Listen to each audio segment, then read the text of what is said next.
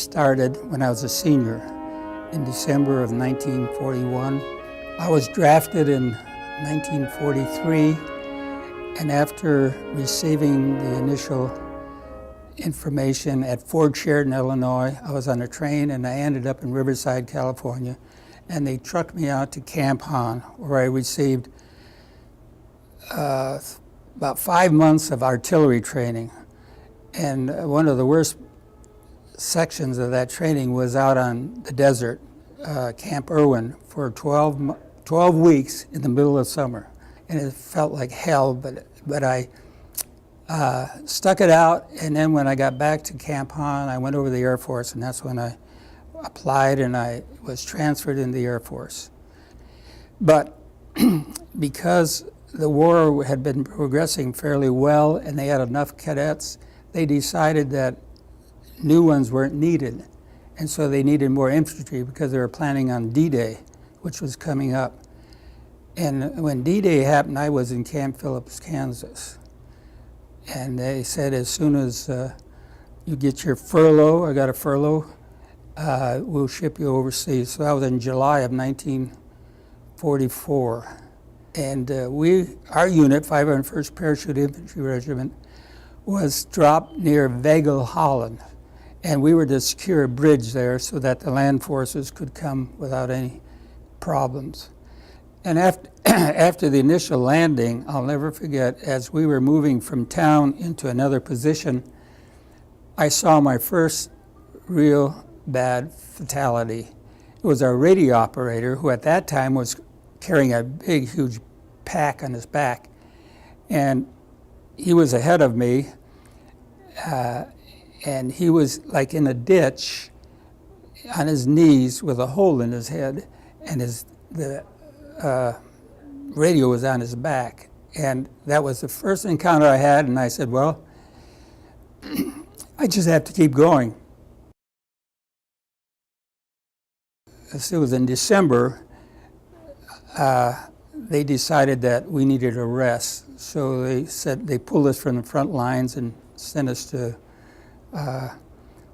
France. I was in the barracks, and it was sort of, it was either late at night, early in the morning, I think it was. They said, everyone came through the barracks saying, everyone get your gear. We're going forward. We have to be prepared to meet the Germans. And so we all got our gear together, and then they had these trucks. The Germans were thinking about this city called Bastogne, which is very key for their advancement to the coast, because their idea was to break through the American lines and go to the sea in Belgium. And finally, it was about 4 in the morning, they stopped, and it was very quiet, it was cold, but there still was no snow on the ground. And they said, this is Bastogne. They asked us to surrender, and that's when Colonel Ballard, it was one of our leaders, talked to those 3 Germans that came in with a white flag, and they said, nuts. And so they went back, and then we kept fighting.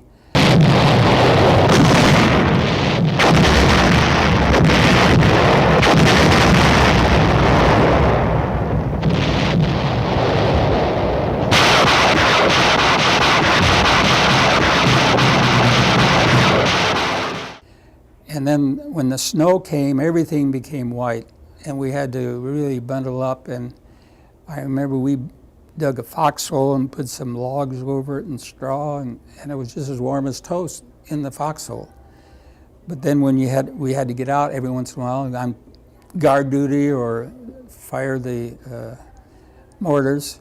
We saw a lot of action when we were surrounded, and I was very fortunate. I was a mortarman, and I wasn't always at the front. I was a little behind, but there was one time, shortly after we arrived in Bastogne, that our unit was about 50 feet from the machine gunners, and we could look out of our foxhole and see the machine gunners just pouring the lead onto the Germans who were coming in with the tanks. and that stopped them. I remember one good friend of mine, we were in Bastogne, and we were going from a barn where we were staying to our gun emplacement, and I was ahead of him, and he was maybe 10 steps behind me, and all of a sudden I looked back, he was killed by a sniper.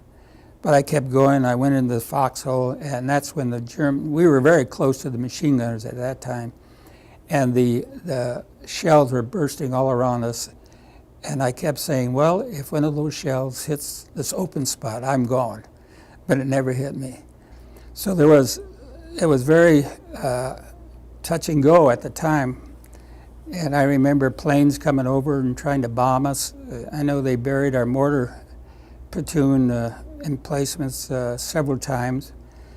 But we finally prevailed, and with the Army now being able to supply us from the ground, we were able to start going forward and push them back.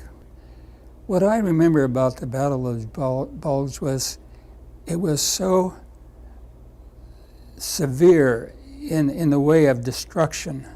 Thank the good Lord I was able to come through that without any injuries. And I had many opportunities, but I was very fortunate. And after we got through Bastogne, we just moved forward toward the Rhine River because that was the next objective, to get those bridges across the Rhine River in southern, I guess it would be southern Germany.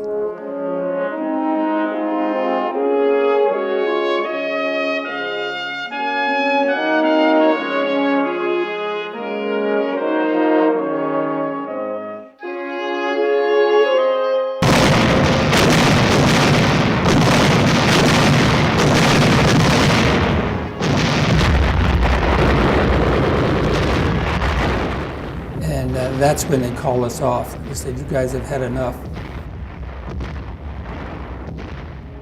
I feel so fortunate, and I remember my prayer was, God, if you want to take me, or if something happens to me, take all of me. Don't just take a limb or that. And I was fortunate.